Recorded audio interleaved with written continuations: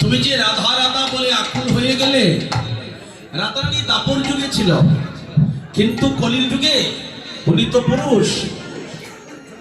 এই কলির যুগে উনি তো পুরুষ, তার নাম তো হলো গদাধর পণ্ডিত। তোমরা একটু সামনে বসো বাবা, টাকা টাকি হইতেছে একটু সামনে চাপতে। ভগবানই যত কাছে থাকা যায় তত মঙ্গল। আপনারা বসে পড়ুন, সবাই একটু চাপ দেন, পিছনে যারা দাঁড়িয়ে আছে তারা বসবে। হরিবল। তাই বলেছে, তাহলে কি বলছে? এই কলির যুগে তিনি পুরুষ হয়ে গিয়েছিলেন, তারপর যুগে তিনি নারী ছিলেন। কলিতে পুরুষ কিভাবে হলো? কিভাবে? অন্তরেতে কালো রূপ করেছে গোপন রে। কি অন্তরেতে কালো রূপ? কৃষ্ণ কালো না সাদা? হ্যাঁ, কালো। তাহলে তাতে যে হয় জগতের আলো। কালো কোনো আলো দিতে পারে? কালো মানুষ যদি অন্ধকারে দাঁড়ায় তারা দেখা যায়, এটা বনের সীমার মতো দেখা যায়। আরেকজন আলোকিত মানুষ যদি অন্ধকারে দাঁড়ায় তাহলে তার জ্যোতি শক্তি থাকে, অন্ধকারে তারা দেখা যায়। তো কৃষ্ণ যদি সত্যি কালো হয়, তারে দিয়ে তো সূর্য আলো পায়। আপনারা গীতা পাঠে শুনছেন না যে কৃষ্ণ বলছে সূর্য যে আলো দেয়, পৃথিবীকে আলো করে, এই সূর্যের আলো আমার কাছ থেকে পায়। আর এই সূর্যকে আমি জ্ঞান দিয়েছিলাম। রাতে যে চন্দ্র, পূর্ণিমা রাত, আজকে তো দোল পূর্ণিমা। আজ দোল পূর্ণিমার দিনে আমরা কি করব? গৌর চরণে আবির দিয়ে আমরা সবাই আবির কপালে ধারণ করব, তাই তো? তাহলে পূর্ণিমা রাতে, বসন্ত ঋতুতে, ফাল্গুন মাসের পূর্ণিমার তিথিতে, মনে রাখবেন ফাল্গুন মাসের পূর্ণিমার তিথিতে নবদ্বীপ মায়াপুরে আমার গৌর সুন্দরের আবির্ভাব হয়েছিল। কোথায় হয়েছিল? নবদ্বীপে, মায়াপুর। ফাল্গুনের পূর্ণিমা তিথিতে তিনি আবির্ভূত হয়েছিল। তাই সেই জন্য আমরা গানের ভাষায় বলি, ডুলে সুরে গাইতাম না পদাবলী সুরে গাইতাম? আপনারা কোন? হ্যাঁ, ডোলে সুরে। আজকে তো দোল পূর্ণিমা, তাহলে সবাই একটু গাই ডোলে সুরে করো দাদি। ফাল্গুন পূর্ণিমা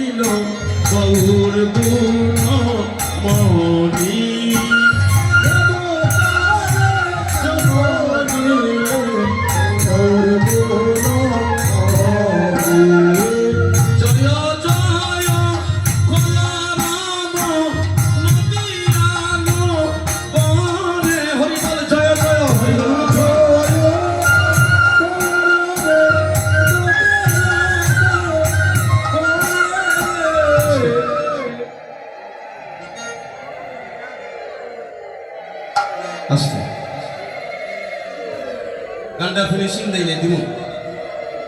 আমি দেখতেছি কার মুখগুলা বন্ধ আছে, তোমরা কারো মুখ খুলছো না। হরিবল। জয় রাধে। জয় জয় কলরব মানে কি? কি জয় জয় কলরব মানে হলো কি জানো? যারা নারী ছিল তারা জিহ্বা দিয়ে জয়ের ধ্বনি, অর্থাৎ গৌর সুন্দর জন্ম নিয়েছে, সকলে জিহ্বা দিয়ে অনুধ্বনি করতেছে জয়ের ধ্বনি। জয় ধ্বনি করলে কি হবে? তোমার জীবনে জয় হবে। আর যদি তুমি এই তিথিতে গৌরের সুন্দরের জন্মদিনও যদি তুমি এই কথাগুলো শুনে অনুধ্বনি করো না, তুমি বোবার মতো বসে থাকো, এই জন্মের পর তোমাকে আমি বোবা কোলে জন্ম দিতে পারি। তখন কই যাইবা? কোন ডাক্তার পারবে তোমার কথা বলাইতে? কোন বৈজ্ঞানিক পারবে?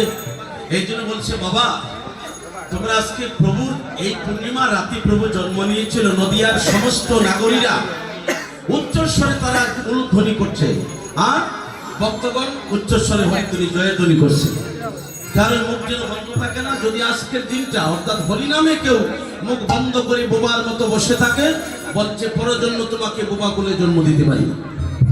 কারণ এই জন্য তোমাকে দিয়েছিলাম, বাক শক্তি দিয়েছিলাম, কিন্তু তুমি কথা বলো না, বোবার মতো বসে। তুমি কি বোবা ছিলে? আমি তো তোমার কথা বলার শক্তি দিয়েছিলাম, তাহলে তুমি কেন বোবার মতো বসে রইলে? এই জন্য তোমার আর শক্তি দেব না। এই জন্য সকলে জয় করি, জয় জয়।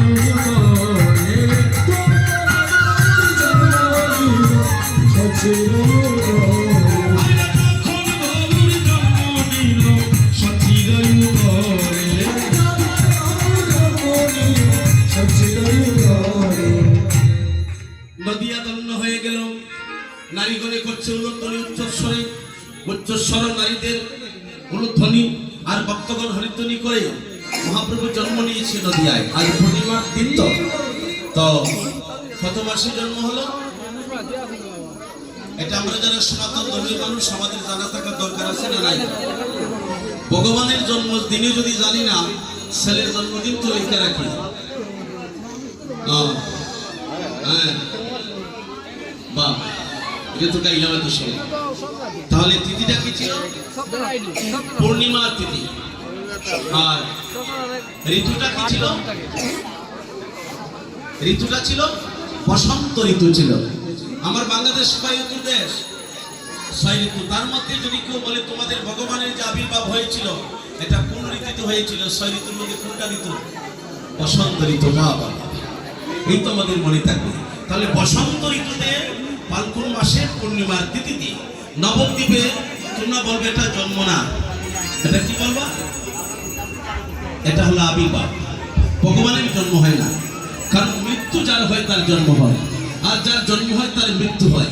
আপনারা দেখেন না ক্যালেন্ডারে, ওই দেখেন দেখেন মহাপ্রভু এবং ভগবান শ্রীকৃষ্ণ, রাধারানী, লাভিনী শক্তি, এই তিনজনের কোন বৃদ্ধ ছবি তোমরা দেখছো? যে মাথায় চুল পাইকে গেছে, বৃদ্ধ হয়ে গেছে, তিনজনের কোন বৃদ্ধ ছবি কেউ দেখছেন? তোমরা যে চেয়ারে বসছো তোমাদের কারণে তারা 10 জনের অসুবিধা হইতেছে। এখন কি করবা?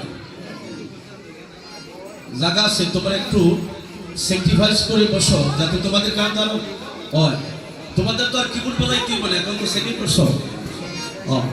কি এখানে কি বালি, এখানে একটা বসার ব্যবস্থা করে দিলে তো ওরা নিচে বসলে পিছনে ওরা দেখে না, এই জন্য এই জায়গাটা ফাঁকা রয়েছে, কেউ বসতে চায় না, 2-3 জন বসতে। কমিটির যারা ওখানে তাদেরকে একটু নিচে বসতে দেন, তারা দেখলো আর পিছনে লোকগুলা দেখলো, এই জায়গাটা কিন্তু অকেজ হয়ে যাবে, তাদের একটু বসার ব্যবস্থা করে দেবে। হরি বল। যদি তোমরা এখানে না বসে ওদিকে বসতে, কোনটা সবচেয়ে ভালো হয়েছে। আচ্ছা,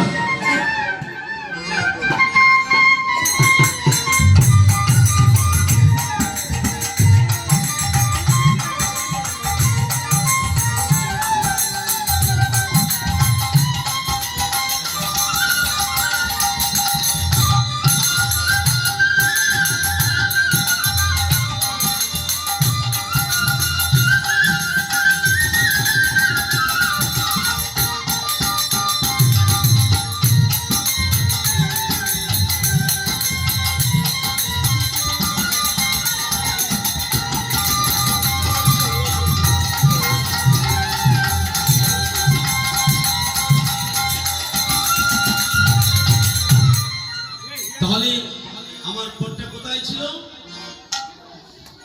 গৌরীদাস কীর্তনের গলায় ধরে মহাপ্রভু বলতে সবাইকে রাইদনির কাছে নিয়ে যান।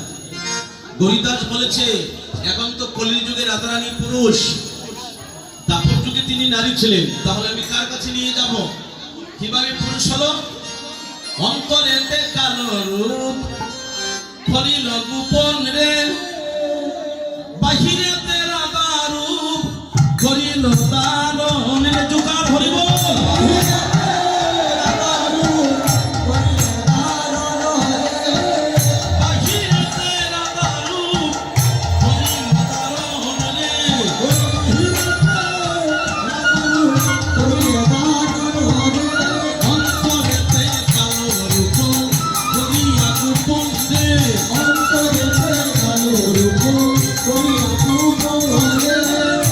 কৃষ্ণ দুইজন হইল একটাই রে, রাধা কৃষ্ণ দুইজন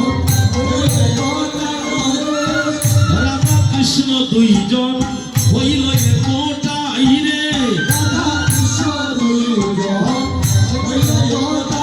রে, রাধা কৃষ্ণ নবদ্বীপে অবতীর্ণ চৈতন্য গোসাই রে।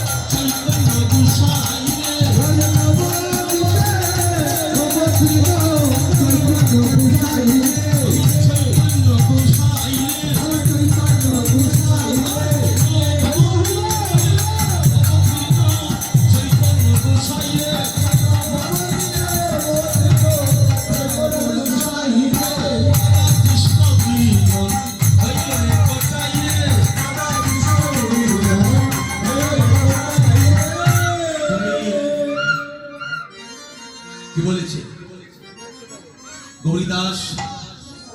এই মুহূর্তে যদি আমাকে রাইদনির কাছে নিয়ে না যাও, রাধার বিরহ জ্বালায় আমার প্রাণ যাবে। তাই গৌরীদাসের গলায় ধরে বিনয় করে বলছেন, শোনো শোনো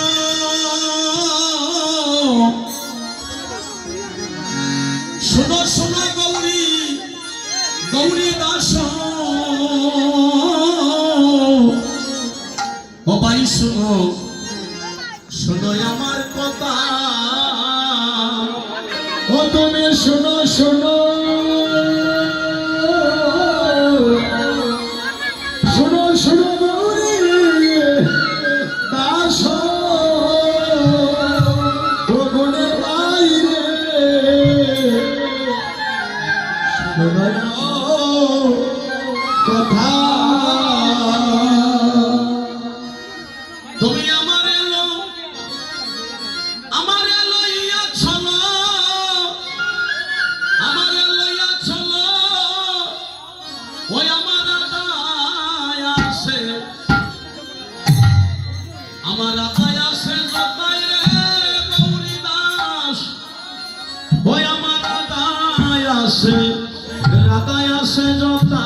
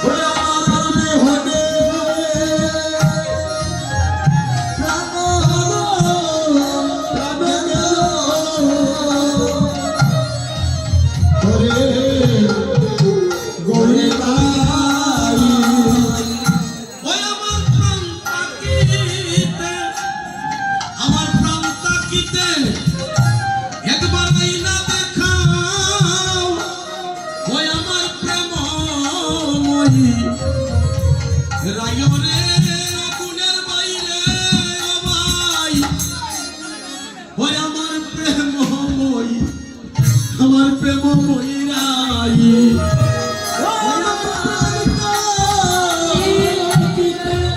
প্রাণ তাকিতে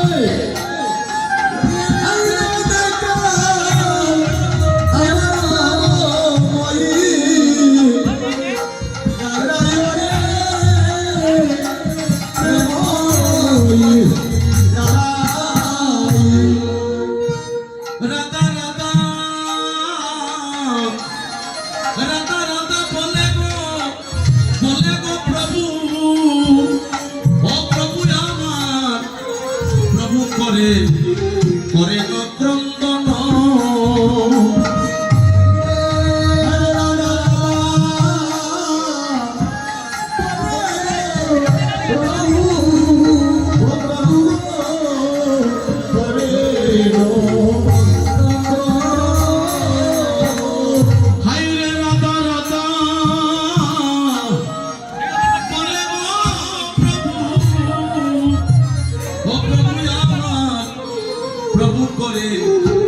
করে ক্রন্দন